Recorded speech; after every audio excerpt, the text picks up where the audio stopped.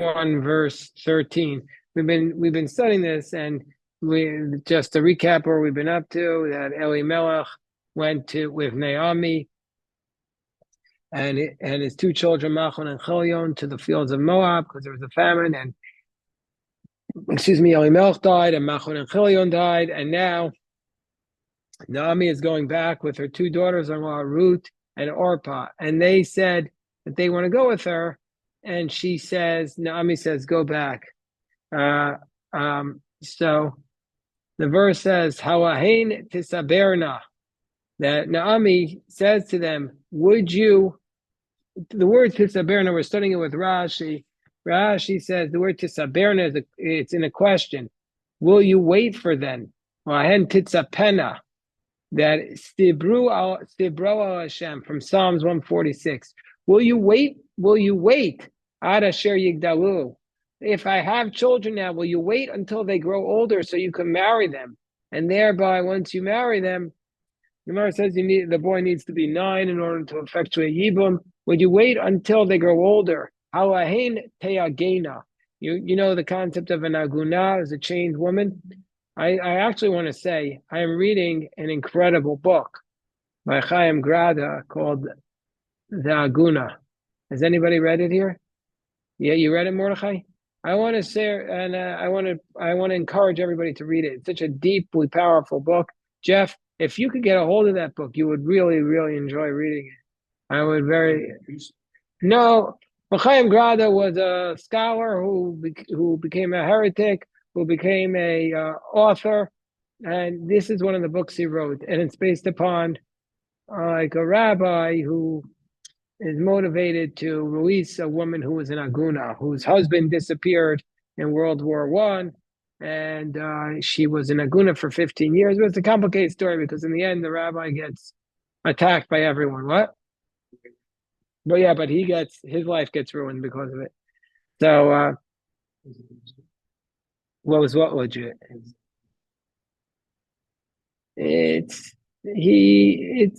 like all the rabbinic decisions. The legit is in the eye of the beholder. It's not the rabbinate or halacha is not a. This is what I said in the newsletter today. It's very hard to find this book, by the way. What was what I said in the newsletter today? Because we were talking about the Torah, Matan Torah at Sinai, and AI is going to replace everything in this world, almost everything. AI is going to replace all our knowledge, right? Or if you do anything like law, you're going to get a much better legal advice from AI than you are from any lawyer. AI is the best, and it's just going to get better and better and better eventually. But it will not be able to replace Torah study.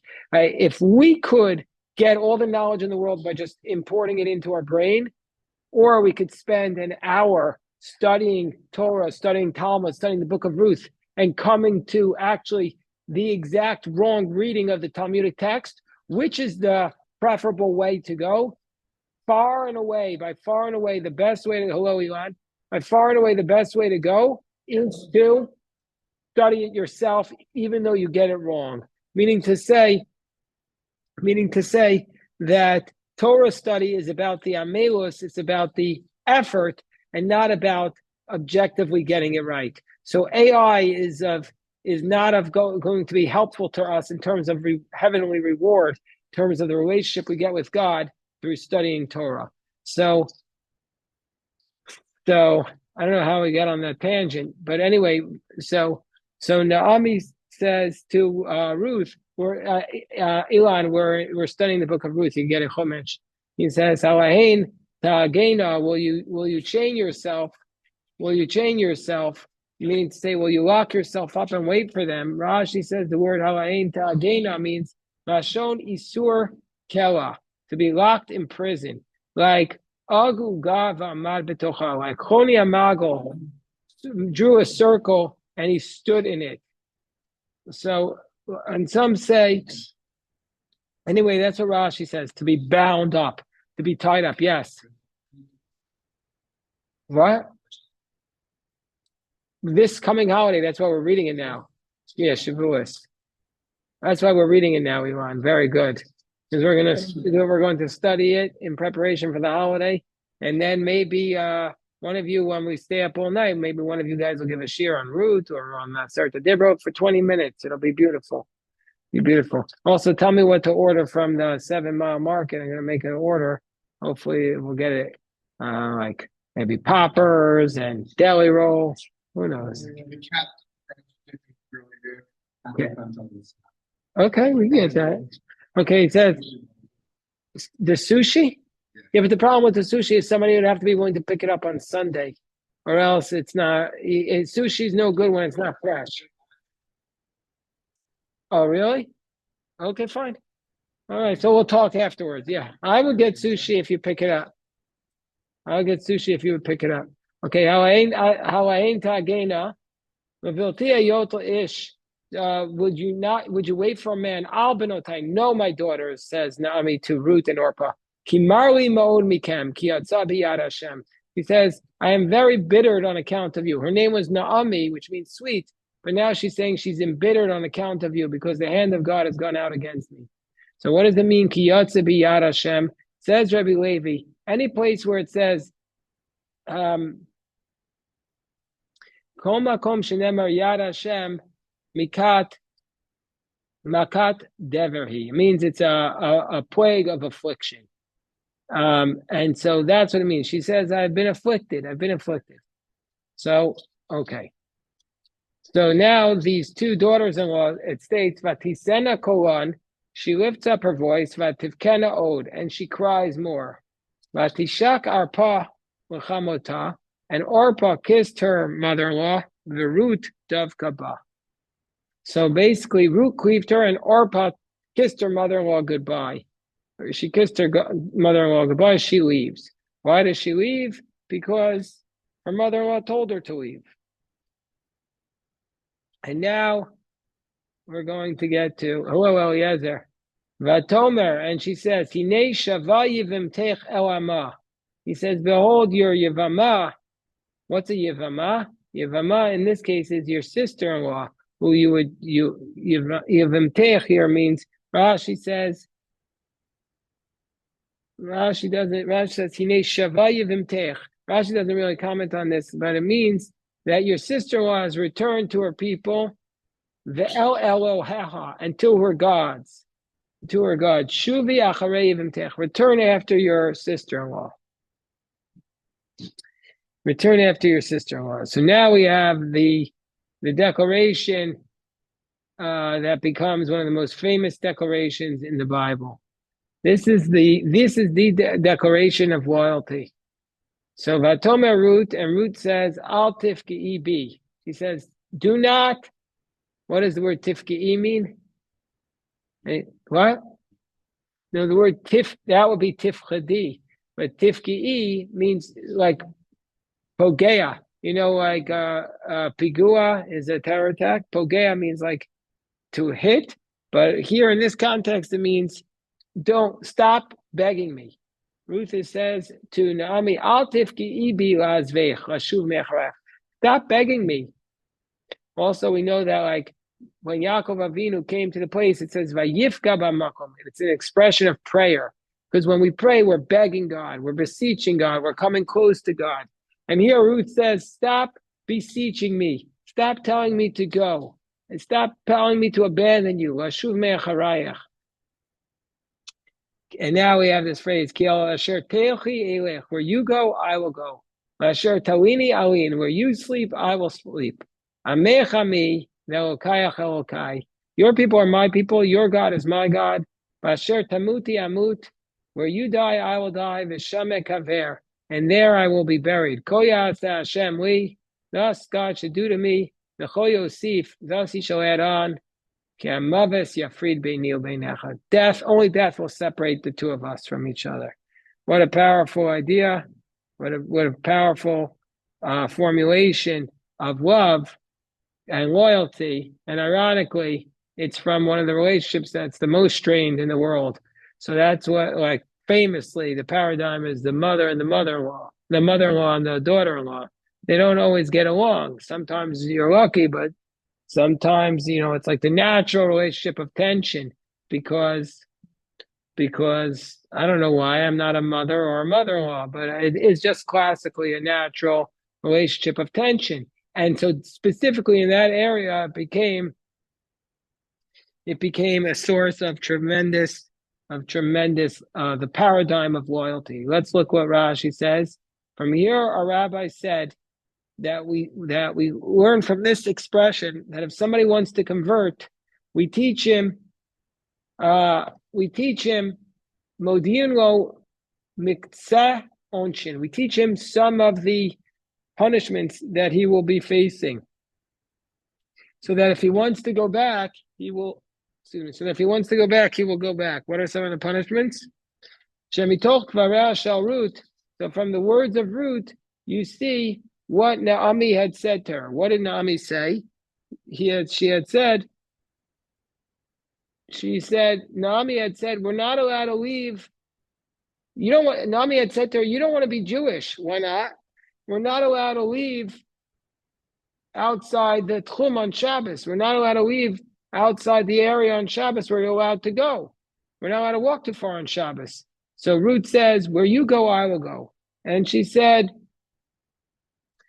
well, you don't want to come with us because we're not allowed to have yichud. We're not allowed to be secluded with a man and a woman can't be secluded if they're not married. So Ruth says, no problem. Where you sleep, I will sleep. And then Ruth said, but Naami said, but our people are separated from the other peoples because we have 613 commandments. And so Ruth said, your people are my people. And then she said, we're not allowed to worship idolatry. He said, your God is my God. And then Naami said, there are 4 types of death that are given over to the court. So he says, where you die, I will die. And then she said, there are 2 types of graves that are given over to the court. One is for the cemetery for those who get burnt or stoned, and one are for those who get strangled and executed. She said, and there I will be buried. Where you're buried, I will be buried. So this is how the Gemara in Yevamos interprets this expression as being a give and take, with where Naami was trying to dissuade Ruth from joining the people. Of course, in my opinion, we've gone to the pendulum has swung too far. We dissuade people much too passionately from joining the Jewish faith. We try to scare them, and the problem is, because we want to make sure that they're serious, but the problem is when the people do end up converting, they're often, my experience, because the rabbis made it so hard for them, it often leaves them with a very bitter taste. And then there's a lot at stake here. The other problem is with making it too difficult for people to convert is that it gives the rabbis enormous power. And that has led to, unfortunately, tremendous corruption, which has scarred many, many people, unfortunately. So now, okay. So then, yes. Yeah, that's, yeah. I mean, there's many examples, too many to share, and I don't want to, you know what? We learned this morning that Rabbi Akiva, who was the greatest rabbi of all, what did he do? He served Nachum Ish Gamzu for 22 years. That was the key to his attaining spiritual success. Nachum Ish Gamzu managed to be always positive. He always found this is for the best. He always found the positivity. So there's so many scandals, but I don't want to focus. You can always look at everything optimistically or pessimistically. You might as well look at it optimistically because at least it makes us feel good. So yeah, Akiva. Say that you're to be a non-Jew than a Jew because you get all there's more freedom. So isn't that a good reason to tell people not to become Jewish? Well, when people come, now I'm not really, we're in this beautiful spiritual home, but it's not a traditional synagogue. So, and I'm not as accessible. So I don't really deal with conversions anymore. But when I was in the Rabbi of Shalom, and there were many people who came to me to convert, and I always started a conversation by saying that you don't need to be Jewish to go to heaven. You can go to heaven as a non-Jew. And, the point of fact, I think those 2 people who were murdered in D.C. last week, I think they're straight in heaven. even though they were not of the Jewish faith, think they were straight in heaven because they were the pious nation of the world. Chasidei Umos Ha'olam. So I don't know if it's easier. I don't think those people took the easy way out. Obviously, they were murdered.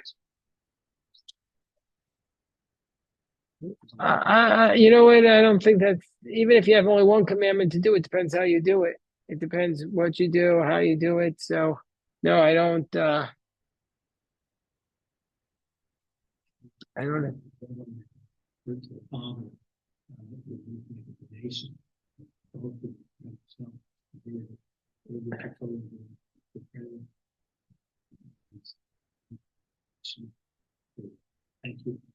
What did I say? So, yeah. Well, I thought you were going to say something else. Yeah, but that's fine. Okay, so so the verse says, "Where you die, I will die. There, I'll be buried." Kol Yosef Hashem Li.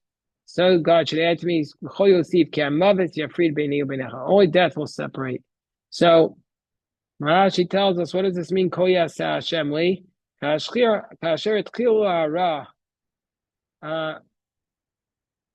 God should do bad to me. God should do to me when he begins to do bad. That his hand went out to kill my husband and to take away my possessions, and he should do the same thing to me if I leave you. And he should do even more. He should, because only death will separate us. So now it says the Naami sees Ruth is serious, and she saw that she was determined to go with her. And so she ceased speaking with her. She saw that she was determined. So did Orpah do a sin? Did Orpah do a sin by going back? Well, we could say, even if we say Orpah didn't do a sin, what she certainly did was lose out on a part of greatness. So not everything is a sin or a reward. Orpah took a path that was easier, but for all of eternity, she missed out on the opportunity to achieve greatness. So the answer is, when we have an opportunity to achieve greatness, it comes by not taking the easy path. It comes by not taking the easy path. Take the more severe path or the harder path. And it might be harder, but you can achieve greatness. And that should be our goal. So it's a good question. In the text of the book of Ruth, we don't hear from her, but in the Midrash, we hear from Orpah. In the Midrash, I think we do. Let me just quickly look this up. What?